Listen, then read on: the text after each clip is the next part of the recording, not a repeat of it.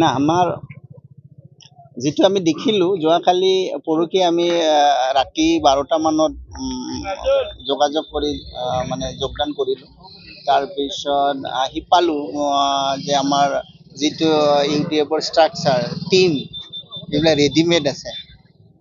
আমিতো ভালেই পাইছোঁ যে ৰেডিমেড মানে আমি মানে ৰেডিমেড থকা দলত আহি যে মই টিকেট পালোঁ এইটোতো লাকি ক'ব লাগিব। দেখা গৈছে যে আচলতে পৰ্বতঝৰাত বা বিটিআৰখনতে কওক বিপিএফ আৰু বিজেপি আৰু ইউপিপিএল এটা শক্তিশালীভাৱে ইয়াতো অৱতীৰ্ণ হৈছে।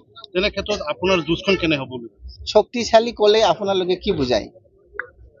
টকা পইচা তেখেতসকলৰ অভিলাষী টকা পইচা দি যদি মানুহ বিক্ৰী যায় তেনেহ'লে ডেভেলপ কি হ'ব? মই অলপ আগতে ক'লোঁ দেখোন এইটো ক্ৰ'ৰ টকা মানুহে বিলাই আছে।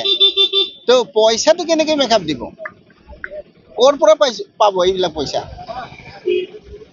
এতিয়া আপুনি ধৰক 2 কোটি 3 কোটি 4 কোটি অবধি মানুহ পেলাব বুলি মই শুনিছোঁ। কিন্তু এই পইচাখিনি ক'ৰ পৰা ওলাব? যি কেণ্ডিডেট হয় ক'ৰ পৰা ওলাব? এতিয়া ডাকাতি কৰিব লাগিব না, স্কিমৰ পৰা খাব লাগিব না। খালে কেনেকৈ ডেভেলপ হ'ব? নিজৰ পকেটটো আগত ভৰিব, তাৰপিছতহে ৰাইজৰ কাম কৰিব। তো ৰাইজে যদি এইটো নুবুজে তো আমাৰ ৰাইজে নিশ্চয় বুজিছে এইবিলাক যে এইবাৰ বোধহয় টকা পইচা এনে বেকাৰত যাব, টকা পইচা দি মানুহ ভোট নিদিব। দেখা গৈছে যে পৰহিলৈকে আপুনি কংগ্ৰেছত আছে, হঠাৎকে ইউডিএফত জইন কৰি আপুনি দলীয় টিকেট লৈছে। কিয় কংগ্ৰেছ এৰিব লগা হ'ল? এইটো অলপ কাহানী হ'ল। আমি তাৰমানে কংগ্ৰেছতে পাম বুলি আশা কৰিছিলোঁ। লিষ্টটো গৈছিলে, 2জনৰ লিষ্ট গৈছিল।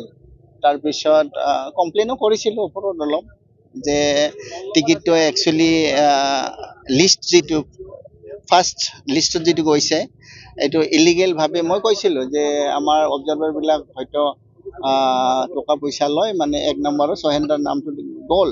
কিন্তু অলপ মই ৰিকুৱেষ্ট কৰিছিলোঁ ওপৰত, কিন্তু নুশুনিলে। টকা পইচা দি টিকেটটো দিলে আৰু কি চাইবা দিলে, মানুহটো খোজকাঢ়িবই নোৱাৰে। টকা হ'লে টিকেট পোৱা যায়, তেনেকুৱা অৱস্থা আৰু কি। আপুনি কি ইছ্যু লৈ আচলতে ৰাইজৰ মাজলৈ? এই পৰ্বতঝৰাত ইছ্যু বহুত আছে, হাজাৰ হাজাৰ ইছ্যুৰ অভাৱে নাই। আপুনি যিফালে যাওক চবেই কৰিব লগা আছে।